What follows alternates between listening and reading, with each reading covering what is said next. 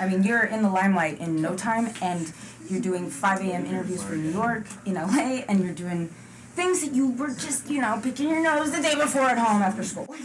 And before you know it, people recognize you, and you guys are audition. I'm sorry, I said your first audition. I was really young. I was younger than most of the contestants there, and I remember. I think my story is what got me over the most. I remember I had done all of the talent shows and the contests in my local town, and it was my senior year. Wait, your local town is Modesto? Modesto, California. Ah, Simon. Modesto, California. What? Are you giving props? Yes. Not many people know about Modesto. It's got a lot of cows, a lot of agriculture, but there are real people there. I swear, they're not like, cardboard cutouts. But I actually drove from Modesto, California, and waited from like midnight to like 3 a.m. to sing for 40 seconds on, I think it was like a day of finals. I skipped a day of school. Don't tell anybody. But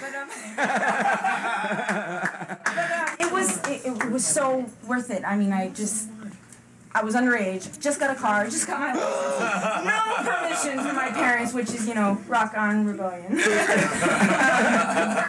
We have the first rebel idol right here. I know, right? Idol's gone wild. She's like our bass player, Calvin. Is that a good thing? Oh, it's a good thing. It's a good thing. Just a rebel, just out there amongst them where he ought to be when he ought to be. It was a crazy audition, and I remember thinking, this isn't real, because the girl before me sucked. And she came out like, oh my God! And then I saw the show. They showed all the worst singers and all the best singers. And so I was like, oh, okay, this is a TV show. Just remember. But it was great. I mean, by the time I left, there were 10 people standing. I mean, how do you ask for more at your first audition? There were 10 people standing. You got a standing ovation? No, 10 people standing by the time I left. Oh, right. That's a lot of people to get through for a first audition. I mean, see? Get it through pretty damn far, so. And that was a line around the block, and there were 10 left, and you got in. Well, it was a big block. It was like this. What was it? I mean, how many thousands of people auditioned? Right? I'm asking Michael here, because... what season?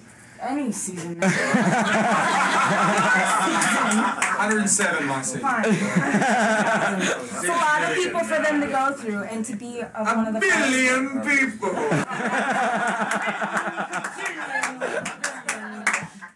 Look at the Aussie doing an English impression. Right?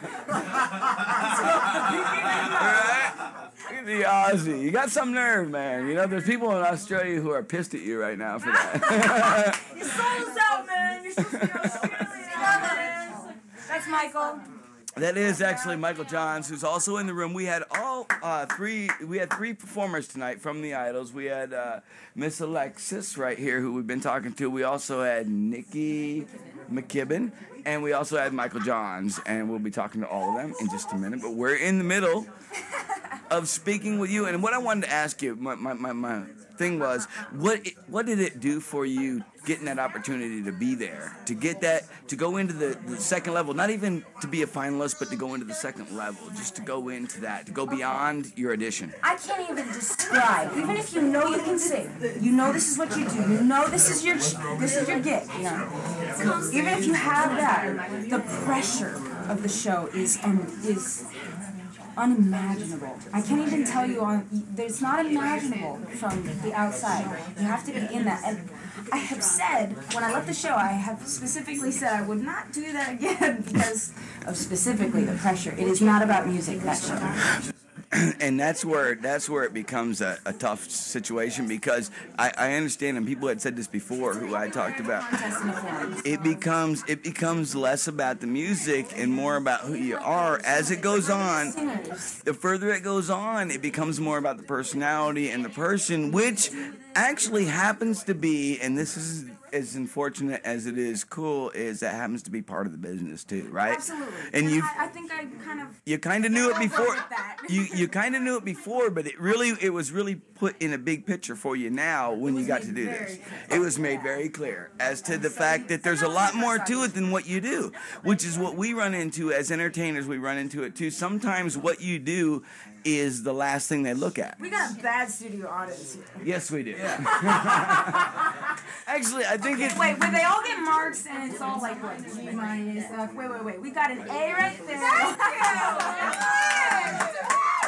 It's probably... It probably has a lot to do with the heartthrob walked in. There you go. Alright, we're back on track. Right. Thank you for being on the Butch Radio Roadshow. Miss Alexis, thank you very much. We got Michael Jones up. We got Michael up. Give a round of applause for Alexis, ladies and gentlemen. Alexis!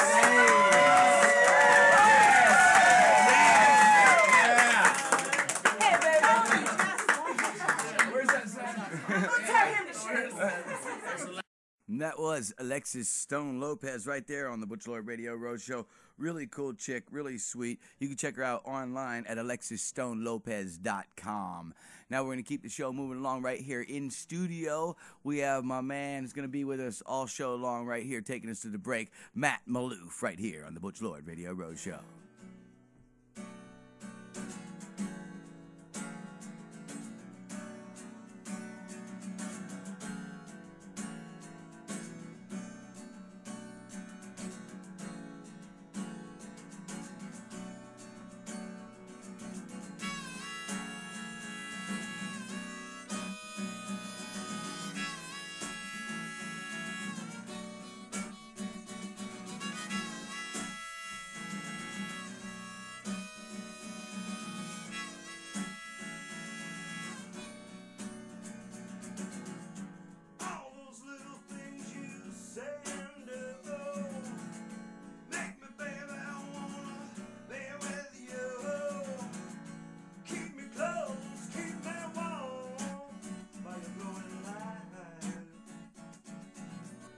Why wait for your tattoo when you want it now? You could take your design to a clean, sterile facility today.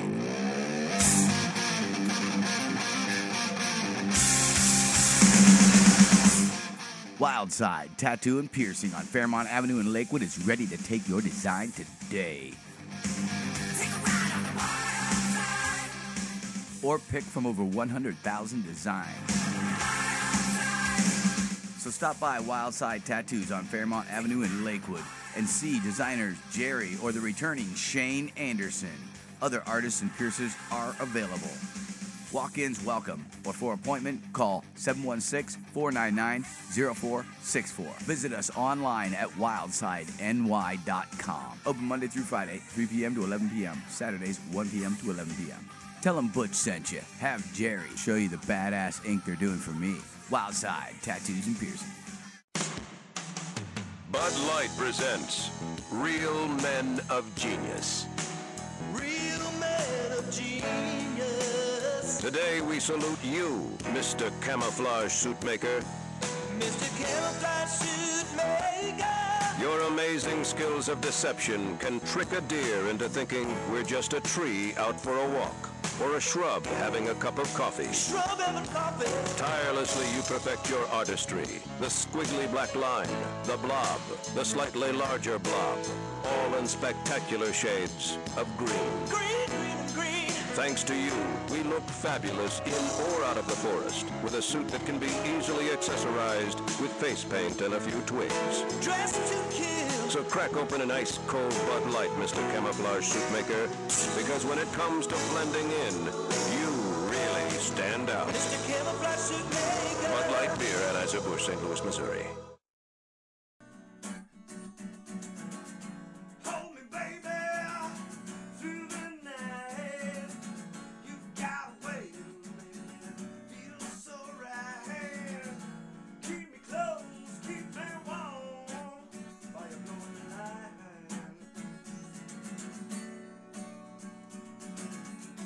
Our love is like a fire. Flames keep on bringing us higher. Our love is like a fire. Take me higher. Like a fire. Take me higher.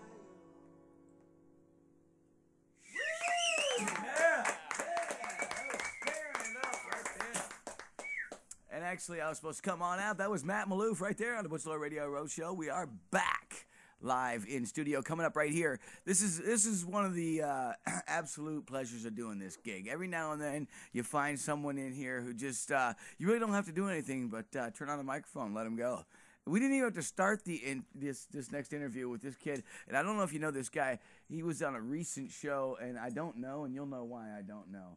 Because I didn't do my research. And that's not the only reason. I don't think he knew. And but this guy here, he was on a recent show. He's from Australia. He's been in country about 8-9 years, something like that, 13 years. Who knows? But 13. But he is a really cool cat. All the chicas dig him, especially the old ladies down by the pool. Check it out. Michael Johns on the Butch Lord Radio Roadshow. So anyway, by the way, I know this is radio, but I'm not as hot as Alexis. Dude, unless there's a webcam, then I will start wearing some shit. I'll do either one of you. Hey, dude. Who's doing what? I'm doing either one of you. Dude, let me tell you something. How dark are those sunglasses? Dark, not dark enough. Apparently. But I am so much darker than these glasses. So. Sorry, I will tan more. Now listen, I gotta ask you. First of all, I want to start. When did you leave Australia? And I left in 1998. 98? Yeah. Now my friend has been in Australia doing comedy since 1991, and he's What's his name? Tommy Dean. No, Tommy Dean. You know- At least I've seen his work. The long hair Tommy Yes, Dean? absolutely. Oh my God! He knows Tommy? He knows Nice. Tommy! He's a good friend of ours. Oh, it's my Hey, best. we haven't broken bread together, but I've seen him on a couple of shows. You will now. Everyone just take it down a notch. No. You know, sorry. You don't know how much that was gonna mean to Tommy. No. You don't know how Melbourne much Comedy that's gonna Festival, mean all to that us. jazz. Yeah. Oh, that is Talented guy. Talented guy. That is great, man. yeah. Tommy, actually, Tommy moved to Australia. He met a flight attendant, a Qantas flight attendant. Never heard of it. I never heard of it, he said. The only airline in Australia. Never heard of it. Dangerous. Dangerous. It's the safest airline A in the world. Qantas flight attendant will put you in her pouch and you'll never get out. I'm telling you. It happened to Tommy. It happened to Tommy. 1 weekend in Tucson, he moved to Australia. He's now become a marsupial. Yes, it's true. Tommy You has can a look that up patch. later. Tommy has a patch.